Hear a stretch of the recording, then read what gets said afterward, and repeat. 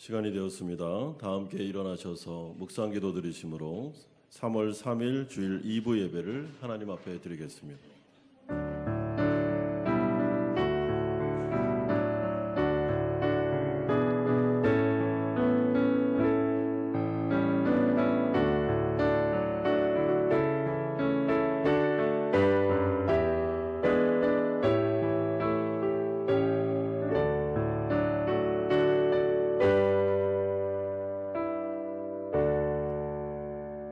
감사로 하나님께 제사를 드리며 지존하신 이에게 내 서원을 갚으며 환난 날에 나를 부르라.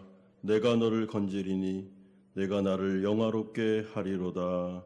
아멘. 거룩하신 아버지 하나님, 우리가 살아가는 모든 것들이 하나님의 은혜임을 고백드립니다. 이 시간 예배로 나아가며 하나님께 감사를 드립니다. 하나님께서 우리를 구원하시고 지금 여기까지 인도하여 주셨음에 감사드립니다. 성령께서 우리 사랑하는 성도들의 마음을 만져주시고 이 예배 자체가 우리에게는 위로와 회복의 시간이 되게 하여 주시옵소서. 우리의 찬양을 받아주옵소서. 예수 그리스도의 이름으로 기도드리옵나이다. 아멘. 사도신경으로 신앙 고백드립니다. 나는 전능하신 아버지 하나님 천지의 창조주를 믿습니다. 나는 그의 유일하신 아들 우리 주 예수 그리스도를 믿습니다. 그는 성령으로 잉태되어 동정녀 마리아에게서 나시고 본디오 빌라도에게 고난을 받아 십자가에 못 박혀 죽으시고 장사된 지 사흘 만에 죽은 자 가운데서 다시 살아나셨으며 하늘에 오르시어 전능하신 아버지 하나님 우편에 앉아 계시다가 거기로부터 살아있는 자와 죽은 자를 심판하러 오십니다. 나는 성령을 믿으며 거룩한 공교회와 성도의 교제와 죄를 용서받는 것과 몸의 부활과 영생을 믿습니다. 아멘. 자리에 앉으시겠습니다. 주님께서 우리에게 말씀하십니다. 내가 너를 사랑한다. 주님이 우리를 먼저 말씀하시는 그 음성 앞에 반응하는 예배하고 찬양하는 시간 되리고 소원합니다. 주의 음성이 내가 들으니 사랑한단 말이세. 믿는 마음으로 주께 가오니 나를 영접하소서.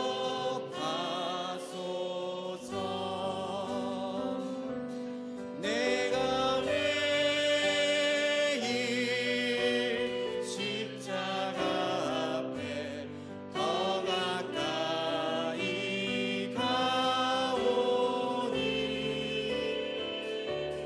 구세 주의 흘린 몸의 피로써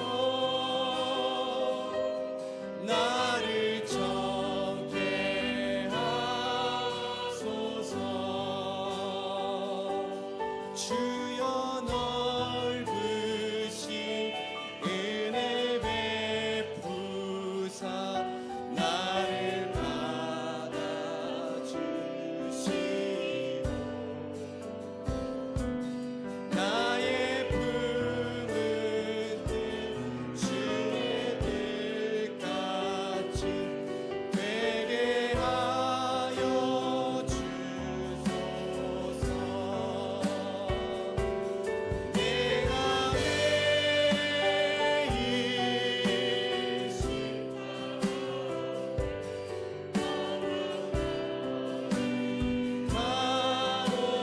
가오니 구세 주의 흘린 몸의 피로써 나를 더 내가 매일 십자가 앞에 내가 매일 십자가 앞에 가오니 구세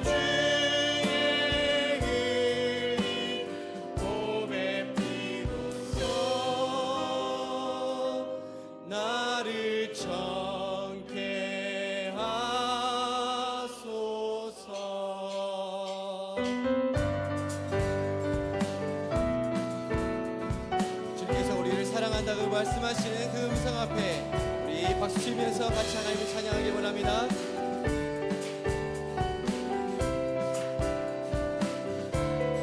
주의 음성을 내가 들으니 주의 음성을 내가 들으니 사랑하는 나이세 믿는 마음으로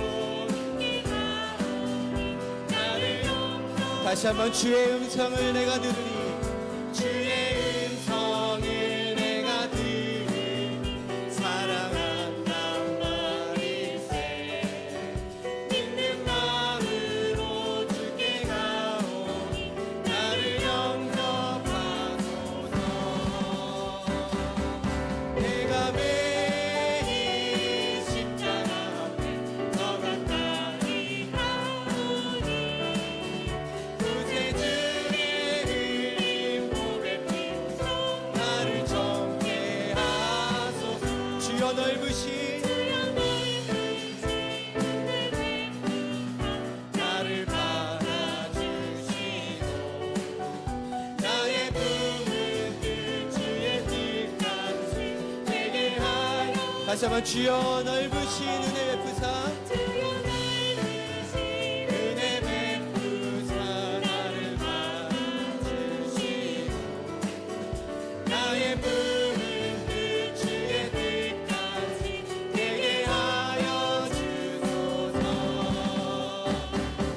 내가 매일 십자가 앞에 더 가까이 가오니 구세주의 흘린 보배 피로써 나를 정케 내가 매일 십자가 앞에 내가 매일 더 가까이 가오니 구세주의 흘린 보배 피로써 나를 정케 하소서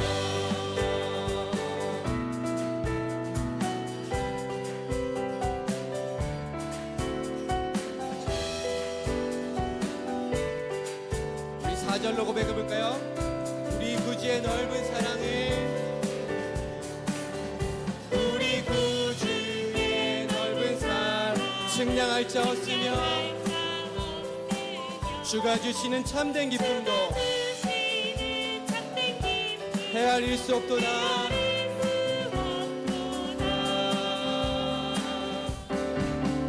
내가 매일 십자가 앞에 더 가까이 가오니 구세주의 흘린 보배 피로써 나를 정케 내가 매일 십자가 앞에 매일 십자가 앞에 더 가까이 가오니 구세주의 흘린 보배 피로써 나를 정케 내가 매일 십자가 앞에 내가 매일 십자가 앞에 더 가까이 가오니 구세주의 흘린 보배 피로써 나를 정케 하소서 내가 매일 십자가 앞에 더 가까이 가오니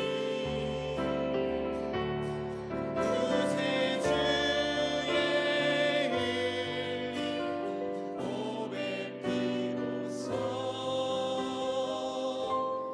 나를 정케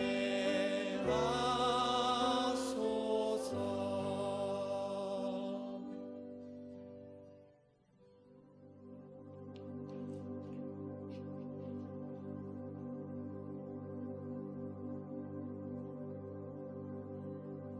나의 사랑 너는 어여쁘고 참 귀하다 어느 보석보다 귀하다 내가 사랑스러운 온전히 사랑하고 너와 함께하려 내가 왔노라.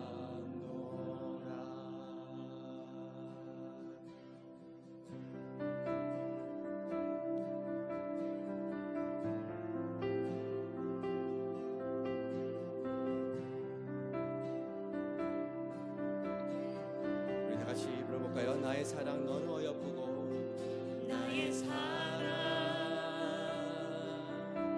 너는 어여쁘고 참 귀하다. 어느 보석보다 귀하다.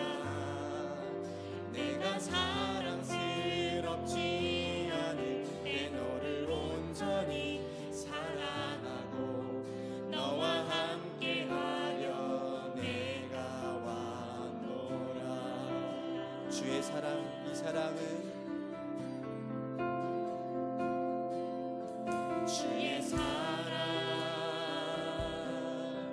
이 사랑은 결코 변치 않아. 모든 계절 돌보시네. 푸른 마르고 꽃은 시드나 주의 말씀이 신실해. 실수가 없으신 주만 바라. 주님의 나라와 뜻이 나의 삶 속에 임하시며 주님 알기를 주만 보기를 소망해.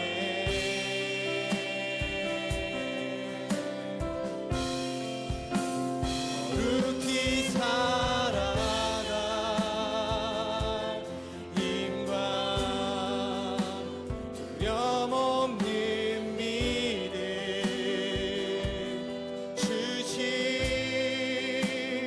나의 하나님. 완전한 사랑 찬양해. 주님의 나라와 주님의 나라와 뜻이 나의 삶 속에 임하시며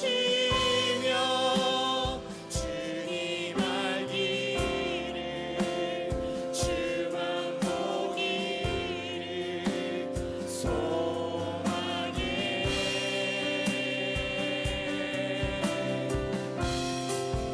거룩히 살아가 힘과 두려움 없는 믿음 주신 나의 하나님. 완전한 사랑 찬양해. 찬양하리 만군의 주 찬양하리 만군의 주 영원히 함께하시네. 존귀하신 사랑의 왕 영원히 통치하신. 찬양하리 만군의 주 찬양하리 만군의 주 영원히 함께하시네. 존귀하신 사랑의 왕 영원히 통치하신. 다시 한번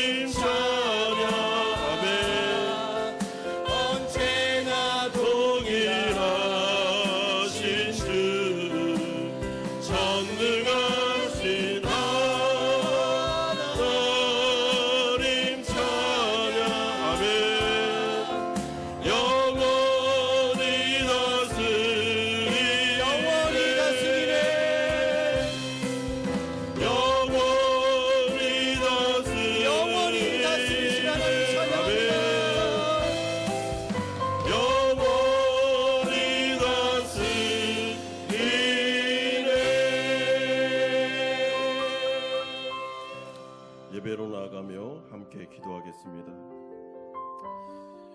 우리는 오늘 이 거룩한 예배의 자리에 있습니다. 성령이 임재하는 곳입니다. 하나님과 거룩한 접촉이 일어나는 곳입니다. 오늘 이 시간에는 하나님, 우리에게 은혜를 주세요 라고 기도하기보다는 하나님, 이 예배 자체가 은혜입니다. 이 예배 자체가 회복입니다. 이 예배 자체가 영광입니다. 이 예배 자체가 모든 것입니다. 라는 고백을 드리면 좋겠습니다. 찬양과 기도와 말씀이 있는 이 자리, 하나님, 우리를 이 자리로 인도하신 주님을 찬양합니다. 하나님을 높여드리옵나이다. 우리가 감사의 제사를 드렸으면 좋겠습니다. 이 시간에 같이 한번 기도하며 나아갑니다. 거룩하신 아버지 하나님, 우리를 예배 자리로 인도하여 주신 것이 하나님의 은혜입니다. 아버지, 우리가 이 자리에 있다는 것이 하나님 앞에서 감사할 조건입니다. 아버지 하나님, 거룩한 하나님과의 접촉이 일어나는 이곳, 성령의 역사가 있는 이곳, 아버지 하나님, 우리가 하나님의 은혜를 받을 수 있는 이곳, 이 예배 자체가 회복입니다. 이 예배 자체가 위로입니다. 아버지 하나님, 거룩한 예수 그리스도를 통하여 우리를 구원하여 주셨습니다. 하나님의 이름을 높여드립니다. 영광 받아 주시옵소서. 이 예배 가운데 거룩한 놀라우신 일이 일어나길 원합니다. 하나님의 이름을 높여드리며 나아갑니다. 상한 심령이 치료를 받고 회복되는 역사가 일어나기를 원합니다. 예수님을 만났던 나병 환자가, 예수님을 만났던 중풍 환자가 아버지 하나님 살아나며 역동된 것처럼 이 예배 자체가 우리에게는 놀라운 경험이 되게 하여 주시옵소서. 하나님, 우리 가운데 말씀하여 주시옵소서. 죄가 회개되는 역사가 일어나게 하여 주옵소서. 정결함을 덧입는 살아있는 예배가 되게 하여 주시옵소서. 우리 가운데 하나님 찾아와 주옵소서. 우리를 인도하여 주시옵소서.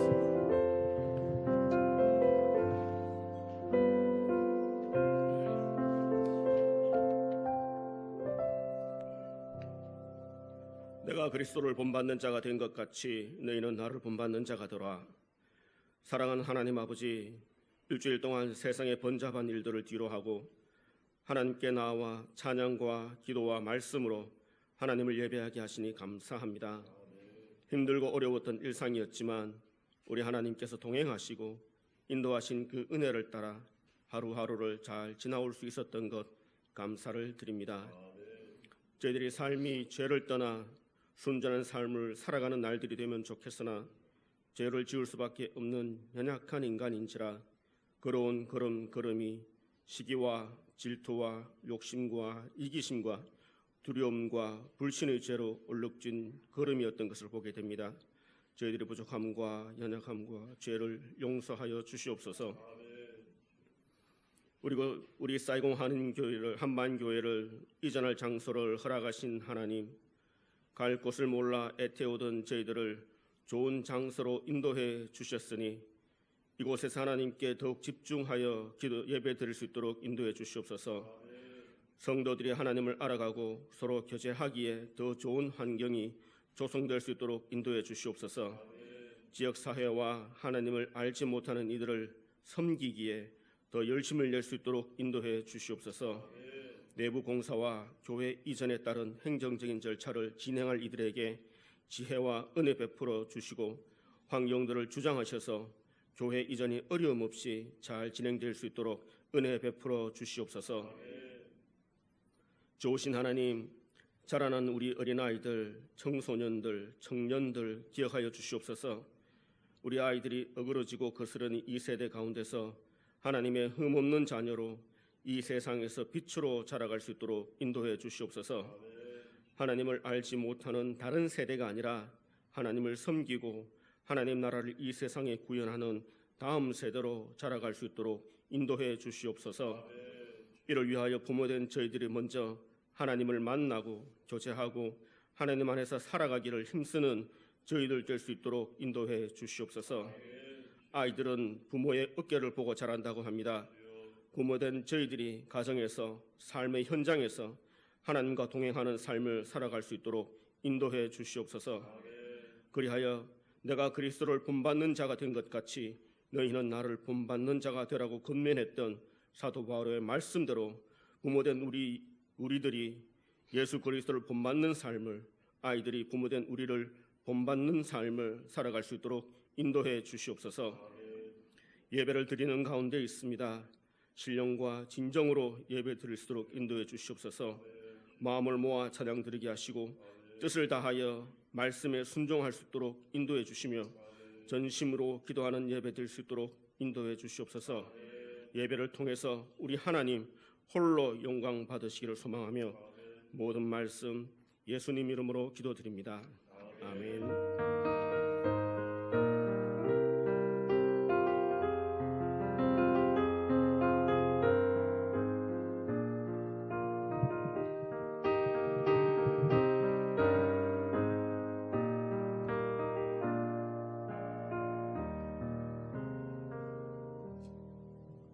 오늘 우리에게 주시는 하나님의 말씀은 신약성경 누가복음 10장 25절에서 37절까지의 말씀입니다.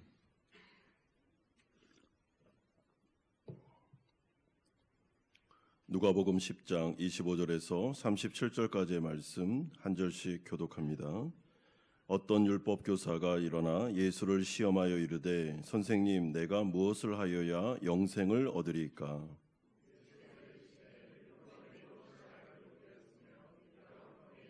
대답하여 이르되 내 마음을 다하며 목숨을 다하며 힘을 다하며 뜻을 다하여 주 너의 하나님을 사랑하고 또한 내 이웃을 내 자신같이 사랑하라 하였나이다.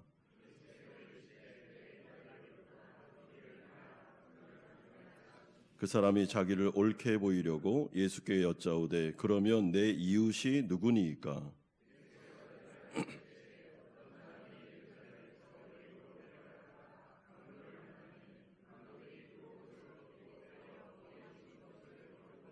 마침 한 제사장이 그 길로 내려가다가 그를 보고 피하여 지나가고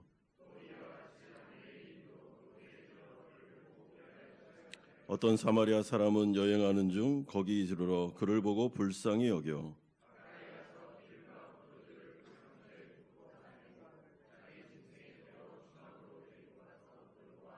그 이튿날 그가 주막 주인에게 데나리온 2를 내어주며 이르되 이 사람을 돌보아 주라. 비용이 더 들면 내가 돌아올 때에 갚으리라 하였으니 37절 같이 읽겠습니다. 이르되 자비를 베푼 자니이다. 예수께서 이르시되 가서 너도 이와 같이 하라 하시니라. 아멘. 우리가 누가복음의 말씀을 계속 강해하며 듣고 있습니다. 저는 적어도 2가지의 관점에서 누가복음을 해석하는 중입니다. 첫 번째는 예수님의 제자들인 성도들, 우리가 이 세상을 어떻게 살아가야 하는가라는 어떻게 보면 정체성의 관점에서, 두 번째는 하나님이 원하시는 선교라는 것은 과연 무엇인가라는 선교적인 관점에서 살펴보고 있습니다. 예수님은 오늘 선한 사마리아인의 비유를 통해 그 해답을 우리에게 또다시 알려주고 계십니다. 주님은 우리를 구원하시고 성도들을 세상으로 파송하십니다. 그러므로 우리 모두는 파송을 받은 자들입니다. 사명을 받은 자라고 생각하시면 됩니다.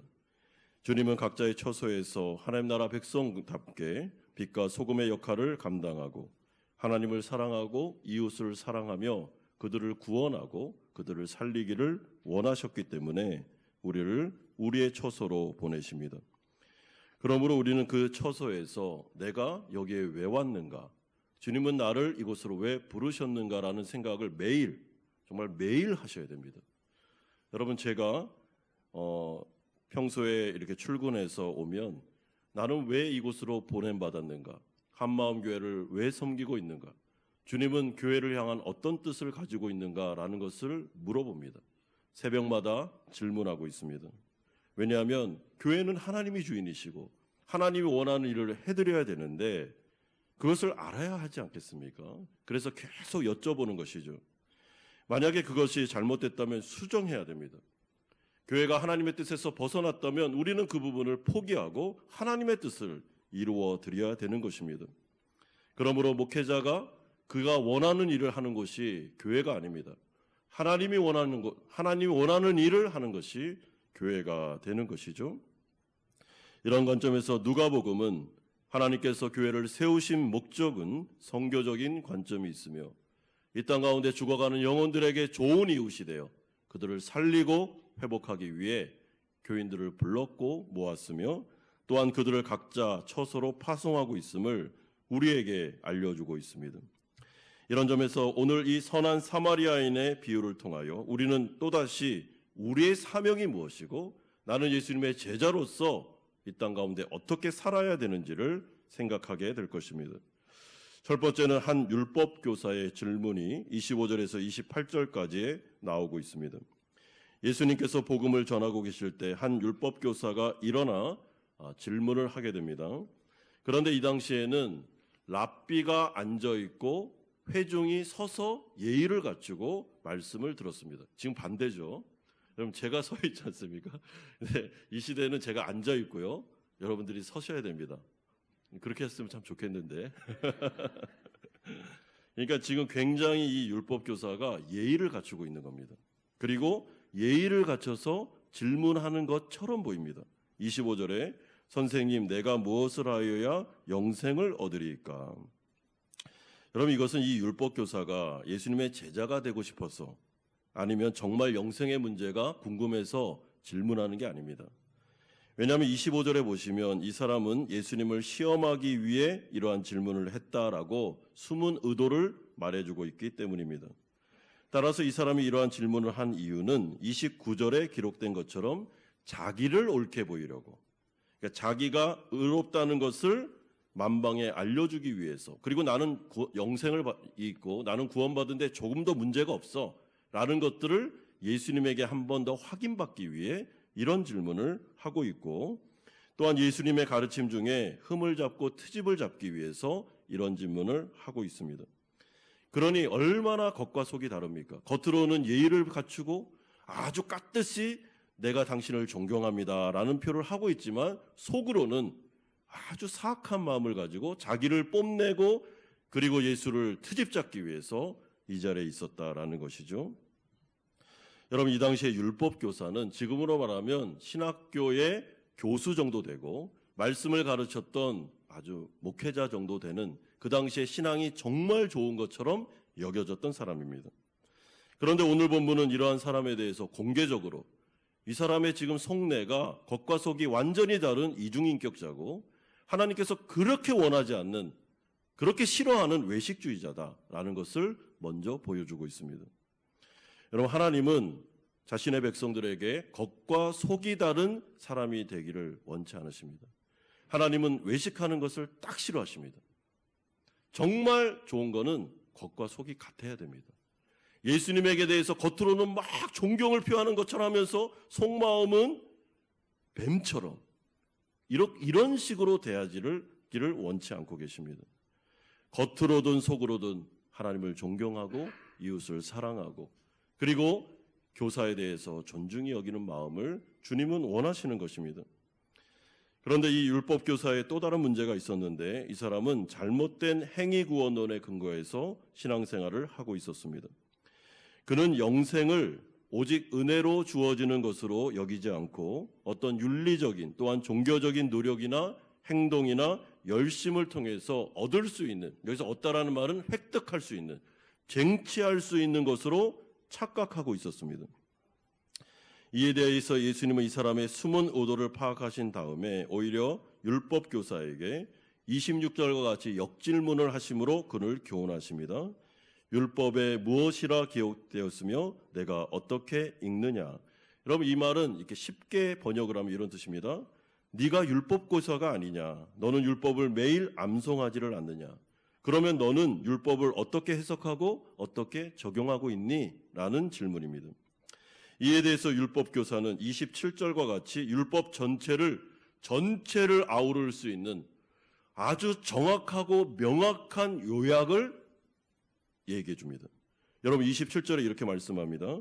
내 마음을 다하며 율법을 다하며 힘을 다하며 뜻을 다하여 주 너의 하나님을 사랑하고 또한 내 이웃을 내 자신같이 사랑하라 하였나이다. 신명기 6장 5절, 레위기 19장 8절의 말씀에 근거하여 이 율법교사는 제가 매일 율법을 암송하고 율법을 읽고 율법을 배운 결과 이 구약 성경 전체는 하나님 사랑, 이웃 사랑으로 요약될 수 있습니다라는 대답이었습니다. 여러분, 이것은 굉장히 정확한, 그리고 아주 중요한, 정말 너무나도 중요한 말씀입니다. 그러므로 이 27절은 이 자리에 계신 우리 성도님들은 암송하셔야 됩니다. 여러분, 이대로 행하면 구약 성경을 다 우리가 실천할 수 있다고 보시면 됩니다. 그런 점에서 우리 27절 한번 다 같이 한번 읽어볼까요? 암송하면서 한번 읽어보겠습니다. 시작. 내 마음을 다하며 목숨을 다하며 힘을 다하며 뜻을 다하여 주 너의 하나님을 사랑하고 또한 내 이웃을 내 자신과 같이 사랑하라 하였나이다. 여러분, 이 율법교사는 매우 자신만만하게 저 율법교사입니다. 구약 성경을 정확하게 이해하고 해석하고 있습니다. 그리고 하나님 사랑, 이웃 사랑에 있어서 저는 흠도 없고 여태까지 어려서부터 다 지켰습니다 라는 뉘앙스가 이 고백에 포함되어 있습니다. 그런데 예수님은 이에 대한 그 답변에 대해서 아주 충격적인 이야기를 하십니다. 28절에 네 대답이 옳도다, 정확하다. 그러나 이를 행하라, 그리하면 살리라 라고 말씀합니다. 여기서 살리라 라는 이 말씀은 영생을 말합니다. 영원히 사는 것. 그리고 이를 행하라 라는 말씀은요, 우리가 이 한글 성경을 보면 좀 뉘앙스가 살지 않습니다. 헬라어 원어를 보면 우리가 뉘앙스를 알 수 있는데, 이 말씀은 이를 행하라, 다시 말해 너는 지금 이를 행하지 않고 있다라는 뉘앙스가 포함되어 있습니다. 이 율법교사는 이러한 예수님의 말씀을 이해하지를 못하고 깨닫지를 못하지만 주님은 분명히 말합니다. 이를 행해야 된다. 너 지금 안 행하고 있잖아. 너는 온 마음과 뜻과 정성을 다해 하나님을 사랑하지도 않고 있고 네 자신처럼 이웃을 사랑하지도 않고 있지 않니?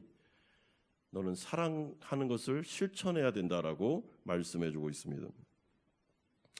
따라서 예수님께서 이를 행하라, 그리하면 살리라 라고 말씀하실 때, 여러분, 그러나 우리가 오해하지 말아야 되는 것은 율법을 다 지켜 행하면 구원을 얻을 수 있고 쟁취할 수 있다라는 뜻으로 하신 말씀이 전혀 아닙니다.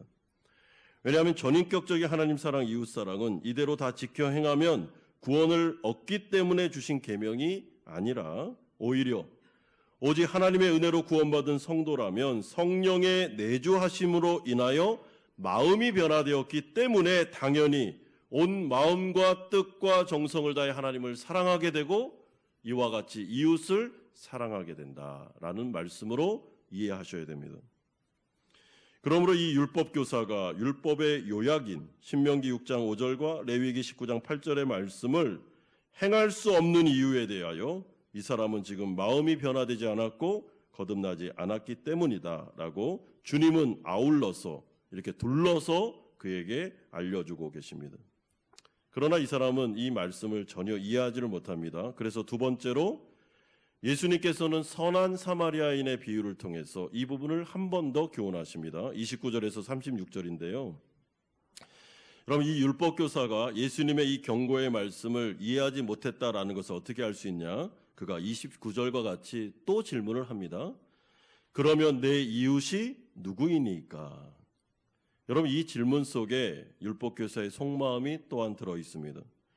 저는 어렸을 때부터 율법을 철저하게 다 지켰습니다. 하나님 사랑, 이웃 사랑 다 실천했습니다. 율법이 정한 범위 안에서 이웃 사랑을 모두 다 행했습니다. 그러니까 저 같은 훌륭한 사람은 구원받기에 충분하죠. 당신도 저를 인정해 줘야 됩니다. 라는 뉘앙스가 깔려 있습니다. 따라서 우리는 바로 이 시점에서 유대인들을 비롯한 이 율법교사가 사랑을 실천해야 되는 이웃에 대해서 이렇게 범위를 정해놨구나, 제한을 뒀구나라는 것을 알게 됩니다. 이웃이 누굽니까? 라는 물음에 우리는 율법에 이미 사랑해야 될 이웃이 있고 사랑하지 않아도 되는 이웃을 정해놨는데 그런 부분에 대해서 예수님의 컨펌, 예수님의 확인을 듣고 싶었던 겁니다. 여러분, 레위기 19장 17절에서 18절에 가보시면 구약 성경에 약간 오해할 만한 그런 말씀이 있습니다. 너희들이 이웃을 사랑하되 동포, 형제, 이스라엘, 마치 하나님께서 이렇게 언약 공동체 안에 이스라엘 안에 있는 유대인들, 특별히 유대인 중에서도 율법에 어긋나는 뭐 나병 환자나 중풍병자 이런 사람들은 사랑하지 않아도 되고 너의 친척과 가족과 동포와 유대인들 이 정도까지는 사랑해야 된다라고 말씀하시는 것처럼 율법교사들은 실제로 그렇게 해석해서 가르쳤고 유대인들은 그렇게 듣고 이웃사랑을 한정지어서 실천하고 있었습니다. 여러분 그렇기 때문에 사마리아 사람들 같은 경우는 유대인들이 아예 사랑을 실천한 대상이 아닙니다. 이 사람들은 이웃이 아닙니다. 이웃이 아니고 뭐라고 생각했습니까? 개들이라고 생각했잖아요. 사랑 안 해도 돼요. 그것은 율법교사들이 그렇게 가르쳤어요. 사마리아인들은 사랑의 대상이 아닙니다. 우리의 이웃이 아닙니다. 그리고 나병 환자들 이 다 저주받은 사람들이기 때문에 사랑 안 해도 됩니다. 이방인들 사랑 안 해도 됩니다. 언약 공동체 안에 있는 유대인들 사랑의 대상입니다. 이렇게 가르친 거예요. 그래서 지금 이 율법교사가 주님 앞에 와가지고 저는 하나님 사랑, 이웃 사랑을 다 지켰습니다라고 말할 때는 이 전제가 깔려 있었던 것입니다. 이에 대해서 예수님께서 그게 틀렸다라는 이야기를 사마리아인의 비유를 통해서 말씀하십니다. 여러분 선한 사마리아인의 이 비유는 사실 우리 성도님들이 많이 아시는 내용이기 때문에 제가 다 설명하면 우리 시간이 없기 때문에 다 설명할 수는 없습니다. 간단하게 요약적으로 설명하면 여러분 예루살렘이라는 이 지역은 해발 690m 정도 되는 굉장히 높은 곳에 있고 여리고는 해수면 아래 390m 정도 되는 아주 낮은 곳에 있었습니다. 그리고 예루살렘에서는 제사를 드렸기 때문에 제사장 레위인들뿐만 아니라 순례자들이 예배를 드리는 공간이고 그래서 제사장들이나 레위 같은 사람은 여리고에 집을 많이 뒀다고 합니다. 그래서 제사를 업무를 마친 다음에는 이제 퇴근길에 이 가파른 길을 내려와서 자기 집으로 가는 일들이 많았습니다. 그런데 이 가파른 길이 참 위험했을 뿐만 아니라 그런 참 위험한 길이었기 때문에 강도들이 많았던 것 같습니다. 그래서 예수님은 그 당시에 많이 일어났던 예를 들어서 어떤 사람이 순례 예배를 드리고 이제 순례자가 여리고로 가는 중에 강도를 만났고 강도들이 얼마나 많이 때렸든지 혼수 상태가 돼서 피범벅이 돼서 쓰러져 있었다. 그 가운데 세 명의 사람이 지나갔는데 한 사람은 제사장, 한 사람은 레위인, 그리고 사마리아 사람이 지나갔단다 하면서 이 비유를 설명해 주고 있습니다. 그런데 여기 이 비유에서 핵심이 되는 것이 무엇인가 하면 제사장과 레위인이 이 혼수 상태에 빠진 사람을 대하는 반응과 사마리아 사람이 보인 반응을 비교해 주면서 이제 예수님은 교훈을 전달하고 계십니다. 여러분 제사장과 레위인은 공통적으로 33절에서 36절까지 반응합니다. 보고 피하고 지나쳤습니다. 무슨 생각을 했는지는 모르지만 이들의 반응은 매우 냉담했다라고 말씀해주고 있습니다. 여러분 이들은 왜 죽어가는 사람을 보고도 아무런 조치를 취하지 않았을까요? 왜 이들은 율법에 기록된 이웃사랑을 실천하지 않았겠습니까? 여러분 그 이유를 알기 위해서는 33절에서 35절까지에 기록된 한 사마리아인의 반응과 비교해보면 우리가 정확히 알 수 있습니다. 여러분 사마리아인은 이 죽어가는 사람을 바라보자마자 첫 번째 반응이 33절에 나오는데 불쌍히 여겼다라고 말씀합니다. 그런데 여기서 말하는 이 불쌍히 여겼다라는 이 헬라어 동사는 원뜻을 살펴보면 창자가 끊어지는 고통입니다. 여러분 강해설교 제가 이렇게 강해설교를 할 때 잘 들으셨던 분은 기억이 나실 텐데 마가복음 6장을 설교하면서 제가 예수님께서 무리들을 바라보실 때 불쌍히 여기셨다라는 단어를 어떻게 해석했었죠? 창자가 끊어지는 고통을 가지고 불쌍히 여겼다라고 제가 설명을 드린 적이 있습니다. 예, 기억나시죠? 근데 그 단어가 지금 단어와 똑같은 단어입니다. 그러니까 이 사마리아 사람이 그냥 불쌍히 여긴 정도가 아니고 이 사람은 거듭난 사람으로서 성령이 내주하셔서 예수님의 마음이 이식이 되어서 그가 이 사람을 바라보자마자 다른 생각이 든 게 아니라 창자가 끊어지는 것도 이러다가 죽겠네 이 사람 큰일 나겠네 어떻게 하면 좋아 살려야지 무조건 살려야 돼 라는 그 끓어오르는 자비와 긍휼의 마음이 막 압도당한 거죠. 그러니까 이 사람의 원래 선하기 때문에 이런 행동을 한 게 아니고 거듭난 성도이기 때문에 성령이 그 마음속에 끓어오르는 자비함을 주신 결과로 선한 일을 지금 하게 된 것입니다. 그러므로 주님은 이 부분을 지금 대단히 강조하면서 율법교사에게 설명하고 있습니다. 그러므로 오늘 본문에서 먼저 조명해 주는 것은 이 사마리아 사람의 마음을 보라는 거죠. 마음의 중심이 어떻게 이 사람이 변화되어 있는지를 초점을 가지고 바라보라고 말씀해 주고 있습니다. 이 예배에서 제사장과 레위인들의 마음은 어떻겠습니까? 여러분 오늘 본문에 나오지 않지만 충분히 우리는 유추할 수 있습니다. 불쌍히 여기지 않았습니다. 긍휼의 마음이 전혀 없었습니다. 굉장히 마음이 냉담했습니다. 그렇다면 왜 그랬는가를 우리는 오늘 본문의 문맥을 통해서 유추할 수 있죠. 아마 이들은 이 사람 이웃이 아니야. 이 사람 이방인이면 어떡해? 내가 사랑해야 될 대상이 아니야. 라고 하면서 딱 지나쳤습니다. 때로는 죽었나? 죽었으면 시체는 만지면 안 돼. 시체를 만졌다가는 나도 부정하게 되는 걸? 그러면서 그냥 지나쳤거나 아니면 내가 굳이 왜 도와줘야 돼? 나도 강도 만나면 어떡해? 내 재산상의 손해를 내가 왜 봐? 하면서 지나쳤거나 어떤 제의적인 이유든 윤리적인 이유든 상관없이 이 사람의 마음은 냉담했습니다. 불쌍히 여기는 마음이 일어나지 않았습니다. 왜요? 구원받지 못했기 때문이죠. 그러므로 이 선한 사마리아인의 비유를 해석하실 때 어떤 분들은 윤리적인 관점에서 이 말씀을 해석하지만 그렇지 않습니다. 굉장히 신학적입니다. 여러분 이것은 이렇게 행하셔야 됩니다. 선을 행하셔야 됩니다라는 교훈을 주는 게 아니고 구원받은 성도는 예수님의 마음이 이식됐기 때문에 그의 마음속에 다른 영혼을 향해서 냉담하거나 차갑거나 내가 왜 도와줘? 라는 마음을 가질 수 없다는 것입니다. 그러므로 율법교사에게 지금 예수님께서 이 비유를 통해서 하고 싶은 말은 너는 왜 이웃에 대하여 한정했냐? 제한을 두고 있냐라는 교훈이기도 하지만 사실은 더 중요한 말은 네가 영생에 대해서 이야기하는데 네가 다른 사람을 대하는 태도를 보면 구원을 받았는지 받았지 않은지를 알 수 있다는 것이죠. 너 사마리아인들에 대해서 어떻게 판단하고 정죄하고 있느냐? 이방인들에 대해서 넌 긍휼히 여기는 마음이 있느냐? 유대인들 안에서 나병 환자나 아니면 중풍병자나 그 연약한 자들에 대한 태도가 어떠냐는 거죠. 언제 하나님께서 구약 성경에 사람을 제한시키고 구분짓고 이 사람은 사랑해도 되고 이 사람은 사랑하지 않아도 되고 그런 말씀이 어디 있느냐는 것입니다. 예수님이 하나님의 아들로서 하나님이 언제 율법을 그런 식으로 제정해서 선포했느냐? 그건 너희들의 잘못된 해석이지.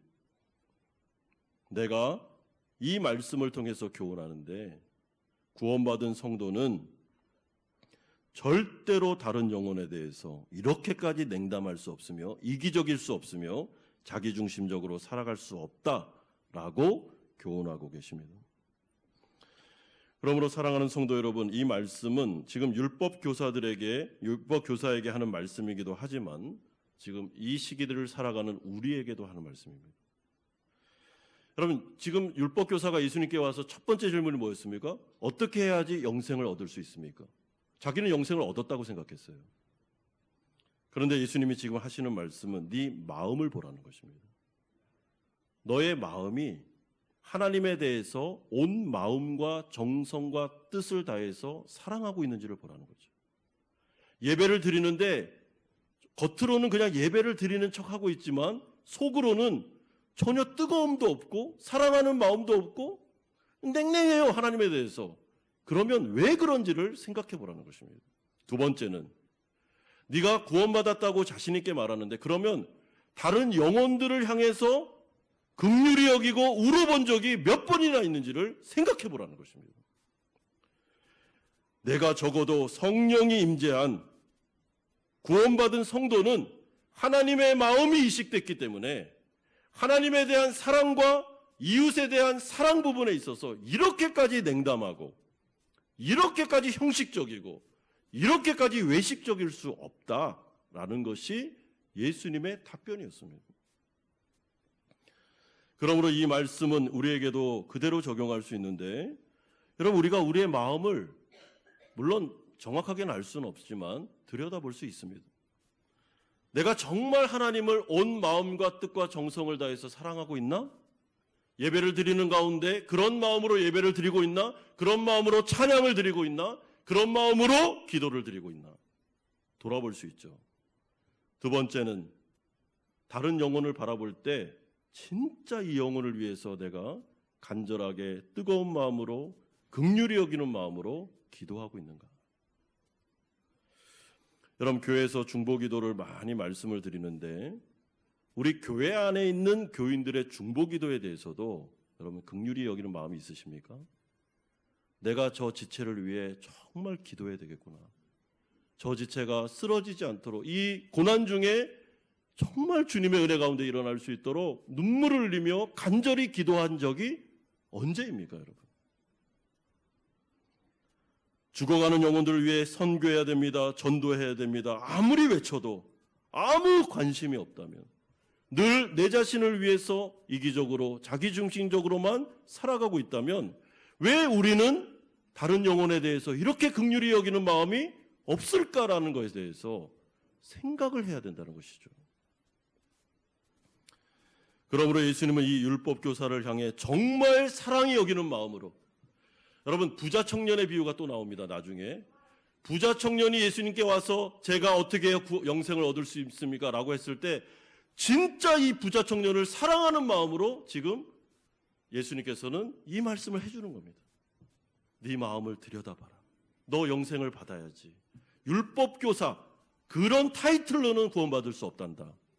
하나님 사랑, 이웃 사랑이 돼야 되는데 그것은 거듭난 자에게 성령을 통해서 하나님 나라 백성된 자만이 할 수 있는 일이므로 예수님 앞에 나와 무릎 꿇고 주님을 영접해야 된다라고 말씀하십니다. 이와 같이 부자 청년에 대하여 예수님은 그를 사랑하셨기 때문에 너의 재물을 다 팔아서 가난한 사람들에게 주고 네 마음속에 있는 우상숭배, 탐심을 제어하고 회개하고 예수님을 영접하면 넌 구원받을 수 있다라고 말씀해 주고 있습니다. 사랑하는 성도 여러분, 그러므로 주님께서 오늘 우리에게 하시는 이 사마리아인의 비유를 통해서 우리가 우리의 마음을 들여다볼 수 있습니다. 점검할 수 있습니다. 여러분, 우리는 거듭난 성도가 맞습니까? 우리는 예수님을 믿고 난 이후에 내 안에 성령이 계심으로 예수님의 마음이 내 마음에 이식이 되었습니까? 내 마음에 이식이 됐다는 것은 이식이 된 사람은 그 증거가 나타나는데, 여러분, 그렇게 하라고 해서 되는 게 아니고 마음에 이식이 됐고 거듭난 사람은요, 하지 말라고 해도 영혼들에게 관심을 가질 수밖에 없습니다. 물론 나도 사랑하고 내 가족도 사랑하지만 그 마음속에 성령이 계시기 때문에, 성령이 계속해서 우리의 마음을 울리고 도전하고 역사하시기 때문에 성령이 있는 사람과 성령이 없는 사람은 삶이 다를 수밖에 없다는 거죠. 성령이 내주하는 사람은 그 안에 있는 성령을 통해 긍휼의 마음이 임하고 이 연약한 사람들에 대한 자비의 마음이 임하고 창자가 끊어지는 고통이 임함으로 어떻게든지 영혼들을 살리고 도와주고 붙잡아주고 이 사람들도 예수 믿고 구원받을 수 있도록 그렇게 살 수밖에 없다는 것입니다. 그렇게 살아야 구원받는 게 아니고요. 그러므로 그의 마음속에 있는 이 마음이 어떻게 표현되고 있습니까? 자신의 두렙돈을 들여서 이 사람을 여관으로 데려가고 피를 닦아주고 그리고 돌보아주면서 어떻게든지 이 사람 살려주세요. 내가 다시 돌아오면 나머지 비용도 다 내가 줄 테니까 이 사람 좀 돌봐달라고 하고 떠나가는 이 사람의 행동으로 나타나게 되는 것입니다. 여러분, 흔히들 믿지 않는 사람들도 이런 말을 하죠. 마음에서 행동이 나온다고 하지 않습니까? 마음이 없으면 아무리 얘기해도 안 합니다. 그런데 마음이 바뀌면 하지 말라고 해도 합니다. 여러분, 예배가 바뀌어야 됩니다. 예배 가운데 하나님을 섬겨야 됩니다. 진심으로 우리 예배합시다. 여러분, 이런 구호로 예배는 바뀌지 않습니다. 우리의 마음이 바뀌면, 성령이 우리 가운데 임하기 시작하면 하나님에 대한 사랑과 경외의 마음이 부어지기 시작하면 예배하지 말라고 해도 예배합니다. 찬양하지 말라고 해도 찬양할 수밖에 없는 것입니다. 그러므로 기독교의 영성은 항상 우리의 마음 중심에서부터 출발하는 것임을 이 율법 교사에게 말씀해주고 있습니다. 네가 그렇게 외식하면서 겉으로는 하나님 사랑, 이웃 사랑하는 것처럼 보여도 내가 보니까 네 마음이 하나님에게서 멀도다. 하나님에 대한 사랑이 없다. 이웃에 대한 사랑이 없다. 그렇다면 영생을 받지 못했으니 다시 하나님 앞에 나와 무릎 꿇고 내 죄인됨을 인정하고 오직 은혜로 구원받은 것을 인정하고 주 예수 그리스도를 구주로 영접하며 성령을 받아라. 그러면 선한 사마리아 사람처럼 살아가게 될 거다라고 말씀합니다. 여러분, 우리 교회가 정말 하나님의 성교, 하나님의 구제를 할 수 있는 유일한 방법은 거듭난 사람들이 많아져야 됩니다. 하나님 나라 백성이 많아지면 그때부터는 모여서 뭐합니까? 어떻게 하면 영혼들을 구원할까? 어떻게 하면 우리 베트남인들을, 이웃들을 도와줄까? 어떻게 하면 이 교회가 하나님의 교회가 될까? 이런 논의들을 시작하게 될 것입니다. 우리 남홍진 집사님 아까 기도하신 것처럼 하나님께서 은혜로 새로운 예배당 건물을 계약하게 하셨습니다. 여러분, 그 건물은 우리가 유용하게 쓰는 것이 목적이 아닙니다. 우리 운영위원들과 우리 지도자들이 이야기한 것처럼, 합의한 것처럼 하나님의 성교, 또한 베트남 이웃들을 돕고, 그리고 그 공간을 이 가운데 있는 모든 분들이 다 사용할 수 있도록, 성교적인 분들이 다 사용할 수 있도록 우리는 그 공간을 내어드릴 것이며, 그리고 하나님의 영광을 위해서 사용되도록 기도할 것입니다. 그러므로 우리 교회가 이 누가복음이 지향하는 바처럼 정말 우리의 마음의 변화를 받아 하나님의 성교를 하고 죽어가는 영혼들에게 선한 사마리아인이 되며 그들을 살리고 그들을 돕고 하나님의 역사를 이루는 우리 교회가 되기를, 또 우리 성도님들이 되시기를 주 예수 그리스도의 이름으로 축원드립니다. 같이 한번 들은 말씀 생각하면서 기도하면 좋겠습니다. 첫 번째로 기도할 때는 여러분, 우리의 마음을 한번 돌아봅시다. 우리의 마음 속에 정말 하나님을 온 마음과 뜻과 정성을 다해서 사랑하고 있는지, 내가 예배를 드리면서 정말 하나님에 대한 이 사랑이 식어진 것은 아닌지 한번 좀 돌아보고, 또 한 가지는 다른 영혼을 대하는 태도가 내가 어떤지, 내가 하나님 나라 백성다운지, 긍휼에 여기는 마음을 가져본 지가 언제적인지, 다른 영혼들을 위해서 기도할 때 눈물을 흘려본 적이 언제인지 한번 돌아보십시오. 만약에 내가 그런 마음이 너무나도 없고 냉담하고 식어져 있다면 내가 하나님 나라 백성이 맞는가 한번 돌아보셔야 됩니다. 그리고 때로는 영적 침체에 빠져서, 때로는 상처를 받아서 마음이 굳어져 있다면 기도하십시오. 하나님, 저의 마음을 부드럽게 해주십시오. 사랑할 수 있도록 제 마음에 성령을 부어달라고. 또한 우리 교회가 그런 선한 사마리아원 같은 교회가 될 수 있도록 우리 같이 한번 다짐하고 헌신하며 간구하며 기도의 자리로 나가며 기도하겠습니다. 거룩하신 아버지 하나님, 주님을 바라봅니다. 아버지 하나님, 우리의 마음을 돌아봅니다.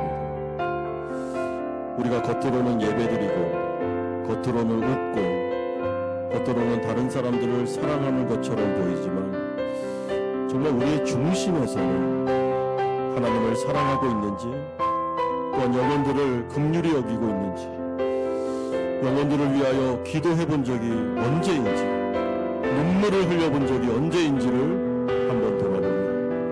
늘 이기적이고 늘 자기중심적으로 살아간 것은 아닌지, 아버지 하나님, 그렇다면 그것이 하나님 나라 백성다운 모습인지를 한번 돌아봅니다.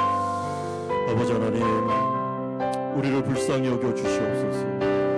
아버지 하나님, 우리의 마음속에 성령 충만함을 허락하여 주시옵소서. 하나님 사랑, 예배가 회복되게 하여 주시옵소서. 이웃사랑, 아버지 하나님, 죽어가는 영혼들을 향하여 우리의 선교와 구제가 회복되게 하여 주시옵소서. 형식적인 것이 아니라 온 마음과 뜻과 정성을 다한 아버지 제자로서의 삶을 살아갈 수 있도록 은혜 내려 주시옵소서. 아버지, 우리를 붙잡아 주시옵소서. 우리를 인도하여 주시옵소서. 성령 충만하게 하여 주시옵소서. 거룩하신 주님, 오늘 이 예수님께서 하신 선한 사마리아인의 비유를 통해서 하나님, 우리 자신을 돌아봅니다.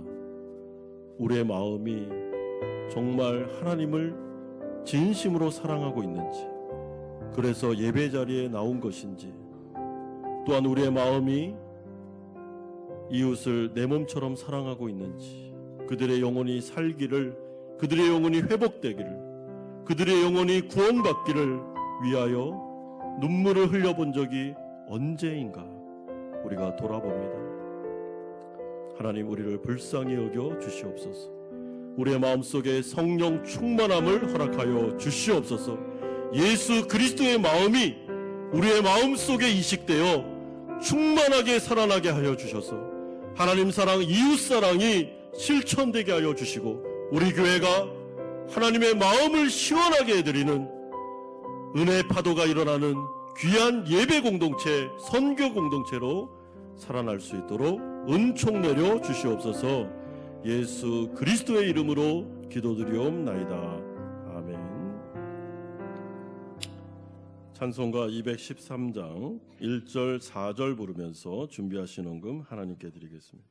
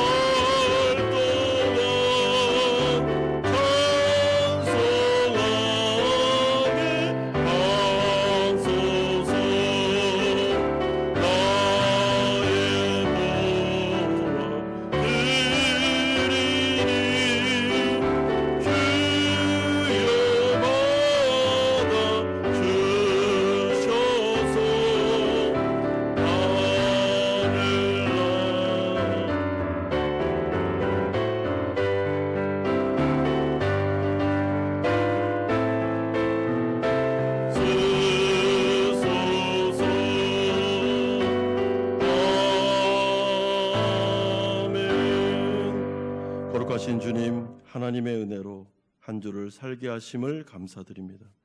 감사하는 마음을 담아 11조로 주일헌금으로 감사헌금으로 목적이 있는 헌금을 드리오니 받아주시고 하나님의 일을 위하여 사용하여 주시옵소서. 우리 사랑하는 성도들의 직장과 사업장과 가정을 주님 손에 의탁합니다. 어려운 시기를 지나갈 때 하나님 도와주옵소서. 은혜 내려 주시옵소서. 특별히 이들의 사업장에 길을 열어주시고 사업할 수 있도록 은총 내려주시며 직장을 구하는 분들 속히 직장이 구해질 수 있도록 은혜 내려 주옵소서. 우리 사랑하는 가족들 중에 우리 자녀들 기억해 주시고 이들이 믿음의 자녀로 마음 다치지 않고 잘 성장해 나갈 수 있도록 은혜 주옵소서. 몸과 마음이 아픈 성도들 안수하셔서 치료하여 주시옵소서. 믿음 더하여 주옵소서. 예수 그리스도의 이름으로 기도드리옵나이다. 아멘. 광고 말씀드리겠습니다. 오늘 우리 교회에 처음 나오셔서 등록하신 우리 권사님 계십니다. 우리 황영태 권사님, 우리 천상욱 집사님 친구분 되시고 이렇게 오셔서 등록하셨는데요. 우리 자리에서 잠깐 일어나 주시겠습니까? 네. 이렇게 등록하셨는데 우리 환영의 박수. 감사합니다. 제가 이야기를 들어보니까 공항 근처에 지금 댁이 있으신 것 같고 이렇게 주재원으로 오셨습니다. 우리 새가족부에서 잘 안내해 주시고 해주시면 감사드리겠습니다. 우리 황영태 권사님 우리 감리교에 계시기 때문에 이제 권사라는 남자분이신데 권사라는 직분이 있는데 저희는 정관에 여성분만 권사이기 때문에 그 감리교는 안수 집사님과 같은 위치를 권사라고 부릅니다. 그래서 집사님이라고 호칭을 하면 좋을 것 같습니다. 네, 그래서 우리 다른 성도님들은 우리 황영태 집사님 이렇게 부르시면 되겠습니다. 알려드립니다. 제6기 운영위원회 명단을 공지하겠습니다. 나성현 목사, 조가석 장로, 권익한 장로, 정승재 장로, 이병정 집사, 신희성 권사 총 6명이 이제 제6기 운영위원회로 수고하시게 되었습니다. 정관에 개정되었기 때문에 5기 운영위원회에서 두 분의 운영위원을 우리가 임명을 했고요. 공지드립니다. 다음 주 3부 예배 때 제5기, 6기 신구 운영위원분들 나오셔서 인사하는 시간을 갖도록 하겠습니다. 새 예배당이 계약이 완료되었습니다. 스카이 3차에 있는 헬로미스 건물인데 지하 2층, 3층, 4층은 세 필지고 1층은 한 필지 공간입니다. 규모로 보니까 여기 남강 예배당의 딱 2배 정도 되는 공간을 저희가 얻게 되었습니다. 많은 우여곡절이 있었는데 하나님 은혜로 주셨다고 생각합니다. 우리 계약을 위해 애쓰시고 수고해 주신 우리 일꾼들과 기도해 주신 성도님들께 감사를 드립니다. 그래서 어제부터 인테리어가 시작이 되었습니다. 4월 말에 다 인테리어가 될 것 같고요. 그래서 건물을 이렇게 막고서 인테리어를 하기 때문에 성도님들은 안으로 들어가실 수가 없습니다. 그래서 보시기 위한 분은 밖에서만 보실 수 있고 4월 말에 완공이 되면 그때 보실 수 있겠습니다. 그래서 예배당 이전을 위한 준비팀을 우리 운영위원회에서 임명했습니다. 인테리어 팀 팀장의 한신영 집사님, 음향팀의 팀장의 고성일 집사님, 백성식 집사님, 이사팀의 이은하 목사님, 이성묵 집사님, 중식 및 카페 운영 준비팀의 박윤경 권사님 팀장으로 임명합니다. 특별히 우리 그 중식 및 카페 운영을 위한 도움의 손길이 많이 필요하고 아이디어가 필요합니다. 그래서 우리 집사님들 중에 또 성도님들 중에 이 부분을 준비할 때 내가 좀 도와주고 싶다 하시는 분들은 박윤경 원사님 톡으로 신청해 주셔서 팀을 꾸려서 한 2달 동안 저희가 준비를 잘해서 중식과 또 카페 운영을 하도록 하겠습니다. 그래서 재정부에서 광고 드립니다. 예배당 이전을 위한 특별 목적 헌금 및 헌물을 우리가 해야 되는데 다음 주 3월 10일부터 5월 26일 주일까지 3달 동안 형편에 맞게 우리 성도님들은 특별 헌금을 해주시면 감사하겠습니다. 여러분 작정 헌금이 아닙니다. 얼마를 작정한다라는 게 아니고 여러분들의 형편에 따라서 헌금 봉투는 다음 주에 저희가 따로 비치를 하겠습니다. 그래서 한 달에 한 번에 하셔도 되고 아니면 이렇게 매달 나눠서 하셔도 되고 그렇게 헌금을 좀 특별하게 해주시면 좋겠습니다. 작은 금액이라도 꼭 다 동참해 주셨으면 좋겠습니다. 내가 교회를 책임진다는 마음으로 정말 아이들까지 해서 좀 다 동참해 주셔서 우리 이번에 좀 이전하는데 어려움이 없도록 해주시고요. 참고로 저와 우리 장로님들은 작정 헌금을 하기로 했습니다. 이렇게 참고하시면 되겠습니다. 세례 학습 입교 유아 세례자를 3월 8일 금요일까지 파악하셔서 이은하 부목사님에게 알려주시면 되겠습니다. 세례식 일정은 교육 3월 9일 토요일, 16일 토요일, 시간은 차후 공지합니다. 문답은 3월 23일 토요일, 그리고 예식은 3월 24일 주일날 하도록 하겠습니다.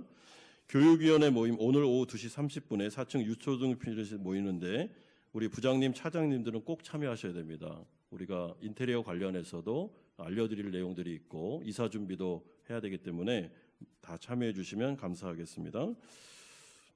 그리고 정기 운영위원회 모임이 다음 주 오후 5시 30분에 장소는 차후 통지합니다. 제5기, 6기 운영위원들은 다 함께 모여주시면 감사하겠습니다. 모임 개강합니다. 목장 개강 예배가 3월 6일 수요 예배에 합니다. 목자 모임은 3월 6일 수요일 오전 9시 그리고 저녁 7시 30분 2번 하는데 오전에 오실지 저녁에 오실지를 우리 해당 권사님에게 말씀해 주시면 도움이 되겠습니다. 중보기도는 3월 7일 목요일 오전 10시 30분에 중보기도 개강합니다. 오늘 그 주보에는 나오지 않았는데요. 마더와이즈 수요일 저녁팀이 아직 많이 신청을 못 하셨는데요. 그 화요일 낮팀은 다 신청을 하셨습니다. 마감됐고요. 그래서 직장인 여성분들은 좀 많이 신청해 주셔서 좋은 시간 가지면 좋겠습니다. 체육의 날 다음 주일입니다. 동일한 시간, 동일한 장소에서 하도록 하겠습니다. 우리 김종숙 집사님 부친 되시고 권익환 장로님 장인 되시는 고 김한기 집사님 소천하셨습니다. 장례 절차가 잘 마무리되었습니다. 우리 계속 위로해 주시고 기도해 주시면 감사하겠습니다. 다 같이 일어나셔서 주기도문 찬양하고 축도로 예배를 마치겠습니다.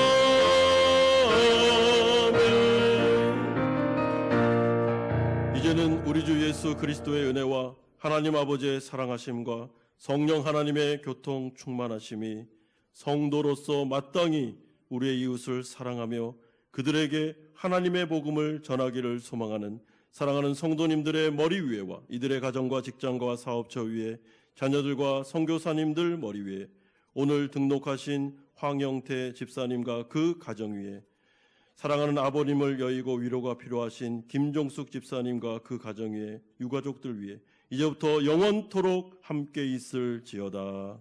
아멘.